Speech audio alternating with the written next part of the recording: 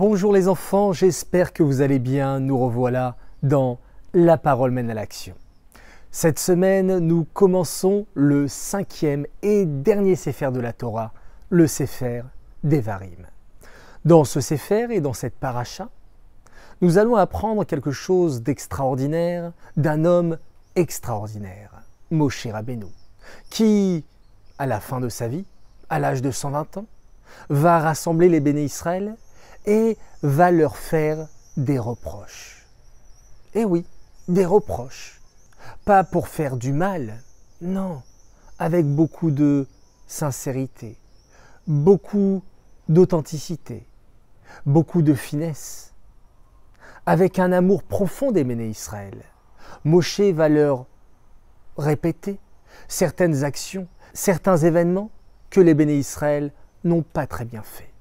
Nous allons donc prendre quelques minutes pour expliquer comment doit-on faire un reproche à quelqu'un.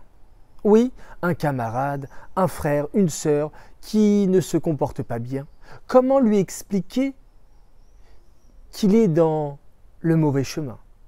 Comment lui faire des reproches? Alors tout d'abord, comme Moshe Rabbeinu, il faut avoir un grand Ahavat Israël, le faire avec beaucoup d'amour, ne pas lui reprocher et le montrer du doigt pour lui faire du mal ou pour déverser notre colère. Non, je vais lui faire un reproche pour son bien.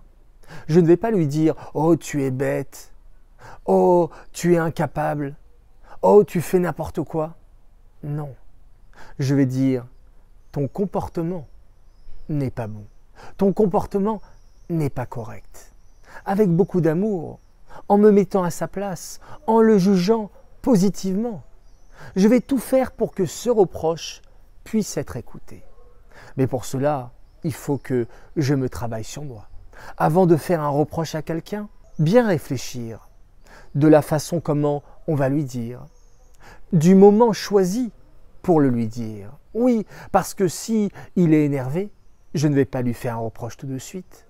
Je vais attendre qu'il se calme, qu'il soit tranquille, peut-être même le lendemain, et à ce moment-là, lui faire un gentil reproche, comme Moshe Rabbeinu l'a fait au béné Israël. Et vous savez les enfants, le Baal Shem Tov nous dit quelque chose de fondamental. Lorsque tu fais un reproche à quelqu'un, finalement, c'est que quelque part, tu as ce défaut, peut-être un tout petit peu, mais tu as ce défaut en toi.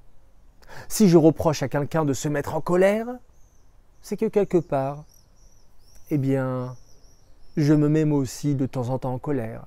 Si je dis à quelqu'un « Oh, pourquoi tu manges comme un glouton ?» c'est que peut-être que, certainement, je mange de manière pas très raffinée. Donc en voyant quelque chose de mal chez mon prochain, quelque chose à rectifier, c'est un indice pour moi pour me dire il va falloir que je rectifie moi aussi mon comportement. D'ailleurs, lorsqu'on fait un reproche à quelqu'un, on va lui faire comme ça. Oui, on va le pointer du doigt. Mais il n'y a que ce doigt qui pointe mon prochain. Il y a le pouce qui va vers le haut, vers Hachem, pour nous dire attention, Hachem te regarde. Tu reproches quelque chose à ton camarade, mais Hachem te regarde. Alors fais-le avec délicatesse, avec finesse, avec douceur, avec amour.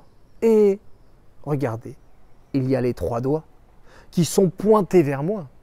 Ça veut dire que le reproche que je fais à mon camarade, finalement, eh bien, je l'ai moi aussi. Alors avec ça, on peut grandir, on peut progresser, on peut évoluer. Faire toujours attention de la manière dont on parle, ainsi que le moment choisi, et surtout se poser la question. Et moi, si je reproche à mon ami de ne pas être généreux, si je reproche à mon ami de ne pas faire une belle tefila, il faut que je me pose, que je réfléchisse et que je me dise, moi aussi, je vais travailler. La vie, c'est comme un miroir. De la manière dont on voit les autres, cela reflète notre propre personnalité. Alors c'est génial. Parce que, Baruch Hashem, nous avons plein de camarades, plein d'amis, plein de frères et sœurs.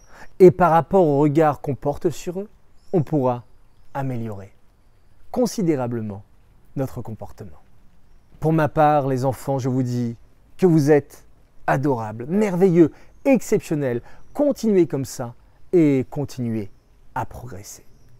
Je vous souhaite Shabbat Shalom, une très belle journée, de très belles nouvelles et faites des reproches, mais avec amour.